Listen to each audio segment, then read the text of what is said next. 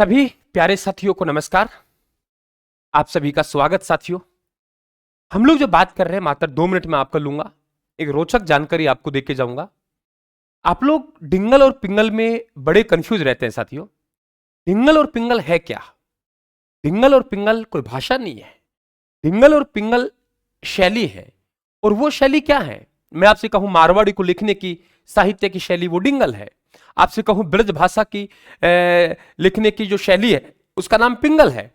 हम कहें जो गद्य में रचनाएं हैं, जो ख्यात हैं, आप लोगों के लोक गाथाएं हैं, लोक कथाएं हैं, कहानी है, वो डिंगल है। मैं आपसे कहूं राजस्थान का रासो साहित्य है, छंद और दोहा है, वो पिंगल है।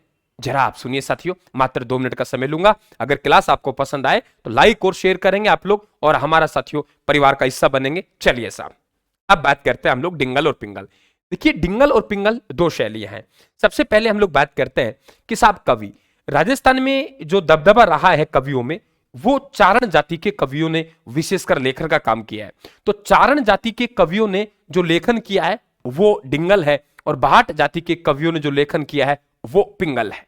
अगर रचना की बात करें, अगर हमें कोई लोक गाथा मिली, अगर हमें कोई लोकगीत मिले, यदि हमें कोई सोरठे मिले, यदि हमें कोई ध्यान रखें ख्यात मिले, ऐसे सवाल बनते हैं। लोक गाथा, लोकगीत, सोरठे और ख्यात, इनके रूप में कोई लेखन हुआ है तो वो डिंगल है। साथियों, आप पढ़ते हो ना कि चेतावनीरा चुंगटिया, पढ़ते नहीं पढ़ते?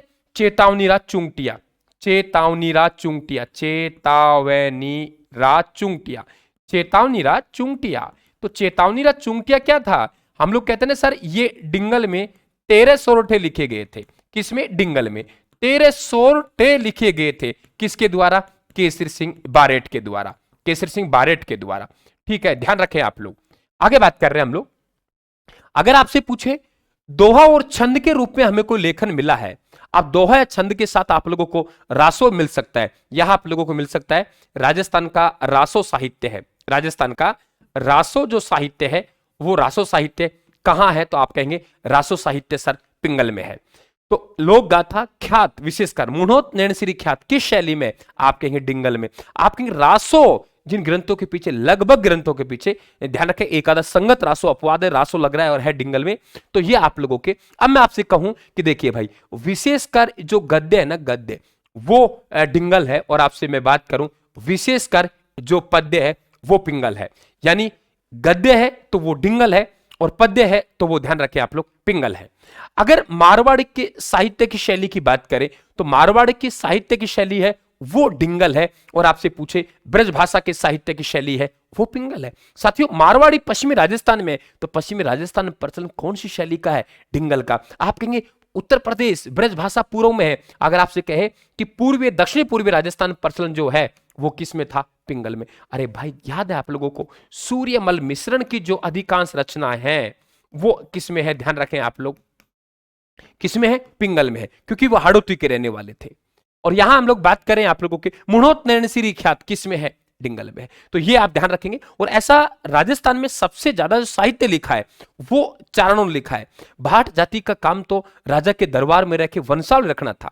भाट जाति का काम तो क्या था? राजा के दरबार में रहकर वंशावली रखने का काम किसका था? भाट जाति का था। और चारण जाति का लेखन करना था। तो राजस्थान का सर्वाधिक साहित्य मिलता है वो डिंगल मिलता है। सर्वाधिक साहित्य मिलता है मारवाड़ी मिलता है। ध्यान रखें, राजस्थानी मारवाड़ी कहते हैं साथियों। और ये मारवाड़ी है ना, इसकी लिखने की शैली डिंगल है। राजस्थानी, मरुभाषा, मारवाड़ी, डिंगल, चारणों की बोली, साहित्य की बोली, मानक बोली, सब हम किसको कहेंगे? डिंगल को। ऐसा नहीं पिंगल में नहीं हुई। अरे पिंगल में महान हस्ती हुई है भाई, चंद्रबरदाई। इनका जन्म 1148 में लाहौर में हुआ और इनका मूल नाम पृथ्वी भट्ट चंद भट्ट था। पृथ्वी चंद भट्ट था और पृथ्वीराज चौहान तृतीय के दरबारी कवि थे चंद्रबरदाई। ध्यान रखें आप लोग। और इन्होंने, ये ध्यान रखें आप लोग, पृथ्वीराज रासो लिखा। ये पृथ्वीराज रासो अधूरा था, इन्होंने तो पिंगल में लिख दिया लेकिन अधूरा। इसका जो लास्ट का भाग पूर्ण किया वो इनके पुत्र जल्लन था, दत्तक पुत्र। तो जल्लन ने, ध्यान रखना, ये डिंगल में किया था। पृथ्वीराज रासो जो चंद्रबरदाई ने लिखा वो तो पिंगल में था और ये जो लिखा है वो डिंगल में था। ध्यान रखना साथियों। मोती सर चारण जाति के याचकों को कहते हैं, जोशपूर्ण गीत सुनाते थे। और याचक का मतलब मांगने वाला होता है। ढाडी एक कलाधर्मी जाति है और इनकी एक रचना है जिसका नाम वीरभायन है। तो बने रहिए साथियों, ये सब राजस्थान के ब्रह्मास्त्र नोट्स ही पढ़ा रहा हूं। जो भी विद्यार्थी ब्रह्मास्त्र नोट्स है वो राजस्थान के ऐप पे जाइए, फ्री स्टडी मटेरियल में A to Z देखिए और बाजार की विषय वस्तु लेने से पहले साथियों एक बार आप राजस्थान के फ्री स्टडी मटेरियल को जरूर देख लीजिए। सेलेक्टेड मैटर आपके सामने, ये देखिए। तो आप सभी को राम राम, फिर मिलते हैं साथियों हम लोग नए तथ्यों के साथ।